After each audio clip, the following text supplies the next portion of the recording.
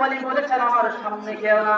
এবার মুরিদ গ্লাস ফালিয়ে দিলেন, বোতল ফেলিয়ে দিলেন, বিছানার মধ্যে গিয়ে শুয়ে পড়লেন। আর ভাবতেছে ব্যাপার কি আজকে আমার মন খাওয়া হলো না, আমার ঘুম আসতেছে না।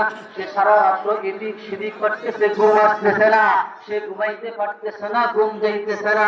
এমন সময় দেখা যায় মসজিদ থেকে এলান আসতেছে, আল্লাহু আকবার, আল্লাহু আকবার। কোন আযান বলেন তো? ফজরের আযান। কোন আযান? আল্লাহু আকবার, আল্লাহু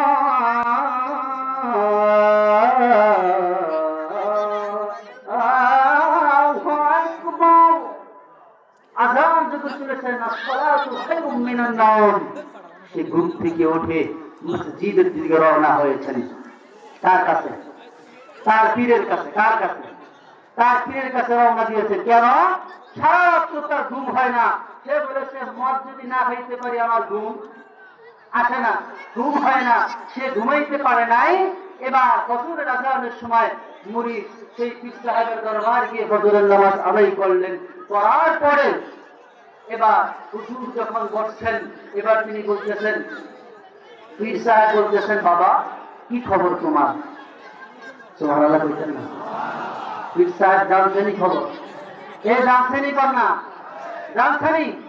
এবার আপনাদের প্রশ্ন হতে পারে পীর সাহেব আবার জানবে কি?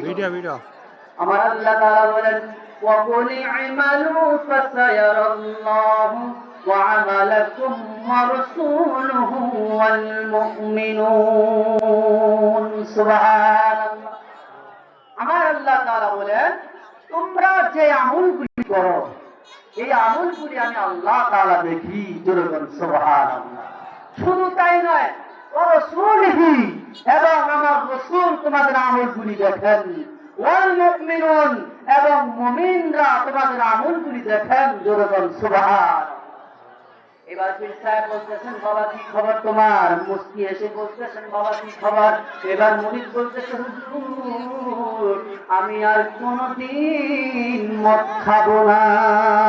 সুবহানাল্লাহ বলেন, আর জোরে বলেন সুবহানাল্লাহ। সময় সংক্ষেপ।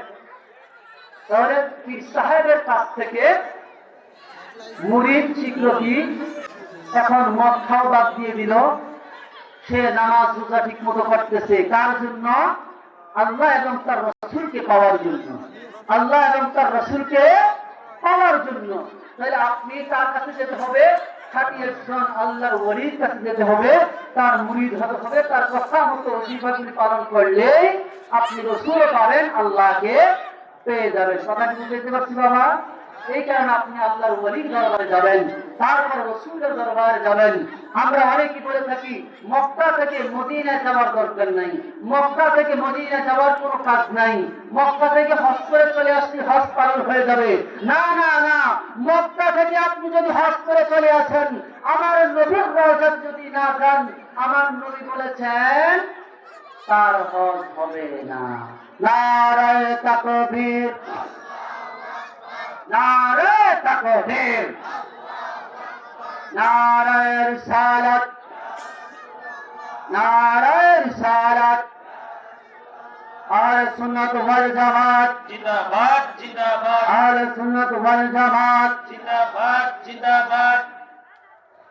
আব্দুল হাকিম চৌধুরী সাহেব